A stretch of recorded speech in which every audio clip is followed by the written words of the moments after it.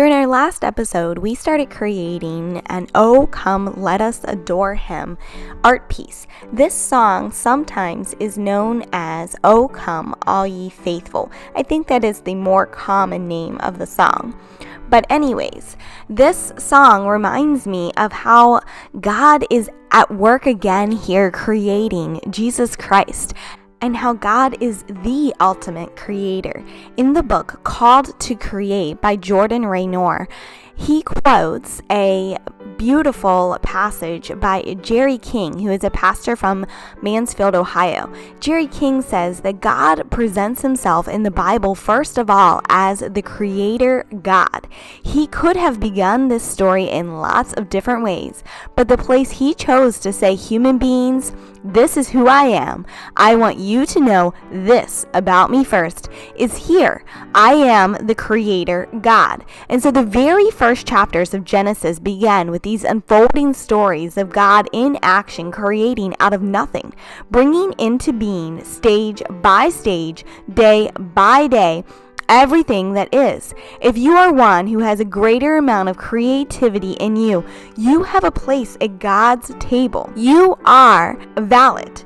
Step up. Bring what you've got. Don't you dare hold back. Not cringing back, not with arrogant pride, with sane humility. Bring your stuff. Other people need it. So anyways, this book is a beautiful way that Jordan Raynor tells about God being the creator, and how when we do art, we are creating. And that if we are a creative person, if we feel more creative than others, then that is what we are called to. Let us worship Christ the King today with our artwork and create this beautiful piece of artwork to declare, "Oh come, let us adore Him." For today, you will need your background paper that you painted during our last episode. You will also need white and black paint and a small paintbrush. I'm going to start by painting the stable where Jesus was born. It's going to be very simplistic. We're going to first paint a line for the side of the stable, and then we will come across for the line for the top of the stable, and then we will come down for a line for the other side of the stable. So essentially, this is like a rectangle with 3 sides. So we're not going to do the bottom of the rectangle yet. Next, we are going to create a triangle on top of the rectangle. So I'm just pulling a line straight up from the left side, and then one to the right side, and then I will connect it in the middle. I find it best not to connect it at first, but to first pull the lines out from the corner of our bottomless rectangle and then connect it, because then the point ends up where you want it to be. Next, I will draw a line with my paintbrush up from the point of that triangle to the rectangle. You can either go down with your line or you can go up with your line, whatever you feel is easiest. After that, we are going to take a line from the side of that triangle down to the point of where we just drew the line, and another one from that point out to the side again. So now we have 3 lines inside of our triangle. Next, we're going to bring a line down to divide that space, that small triangle on the right, and another one to divide the space of the small triangle we created on the left. Let's kind of make this look like rafters. It's just a fun little design inside of that triangle. And you can do a little support here on each side, left and right, of your rectangle. If you make a mistake, I have my supports in slightly different angles and I want them at the same angle. I wanted to tell you how to clean up if you made a mistake. So you can just take some clean water and a brush and rub it on your paint. And since the background is dry and we are using acrylic paint, but the white paint is fresh, if you do this right away, then you will be able to clean off the paint with no problem. You just have to work slowly using only a small amount of water and slowly remove the paint that you don't want there. And you'll be able to fix up any mistake that you make. The next thing that we are going to do is the little manger that would hold baby Jesus, which is essentially a feeding trough. But we will first put a line across the bottom section of our little stable that we painted, and then 2 lines going slightly inward, and then a line across the bottom, and I'm rounding that line just a little bit.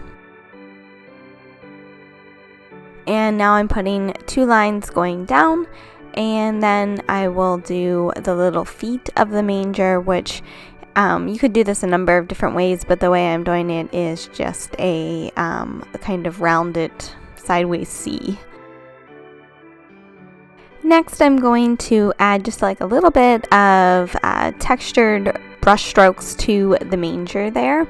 And so I'm going to do that on both the left and right side, as well as a little bit in the middle, just so that it doesn't look like the manger is transparent or see-through. And now it's time to add baby Jesus in. So it's going to be kind of like a little half circle for his body, and then a smaller half circle for his head. And that completes our little baby Jesus. I will fill it in with a little bit of paint, so again that baby Jesus does not look like he's transparent, where you can see the background through him. I don't fill it in completely just because it adds more texture to the overall painting, and I think it just gives it a cool looking effect.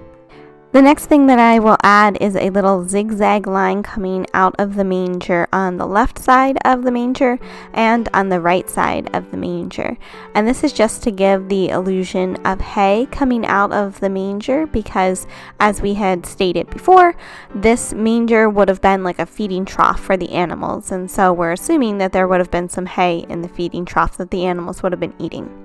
After that, I'm going to add the bottom line, and I like to make this look nice and rough and possibly like it may have been snowing all over the ground there. I don't take the line all the way over to the edge because I kind of like to leave this as more of like a dreamy type of image. I don't know how else to describe it, where it's kind of disappearing off into this dreamy type of background. I mean, hence the reason that we have a very simplistic stable, a very simplistic manger. It's because it's kind of a dreamy feeling to this painting. It was something that I had once seen somewhere, and I just thought it would be really cool to try and replicate with you guys today. And the next thing that we are going to do is the lettering. The lettering is going to say, "Oh, come, let us adore him." I am going to try to do mine in a hand script look, like a hand lettering.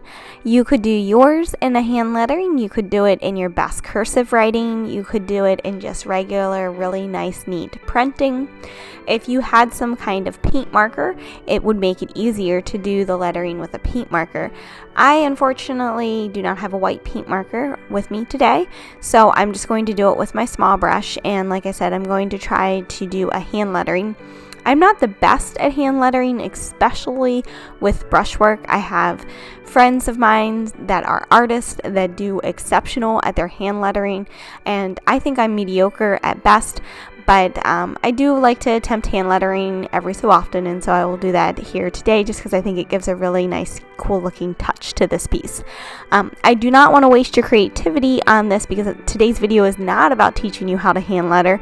It's more about how to do this whole painting as a whole. And so I'm just going to speed up my camera right now so that way you can watch me do the hand lettering, but you don't have to learn step by step what to do with hand lettering right now. You can just watch me do it quickly and then decide how you want to do your letters.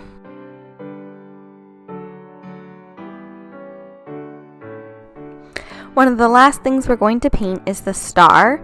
So above the manger, I'm going to start my star with a line going straight down and then a line going across like a little T or a plus sign. Then I'm going to go diagonally across that and diagonally across it going the other direction. So now it's an X on top of a little T. I lengthen the top and the bottom line, and there you have it. There is a nice large star that the wise men can follow.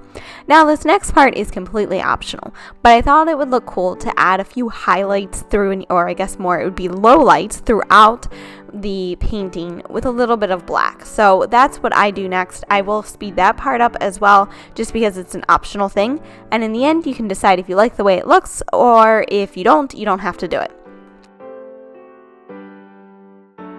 And that finishes up our "Oh Come Let Us Adore Him" artwork. I hope you enjoyed creating with me today. Thanks so much.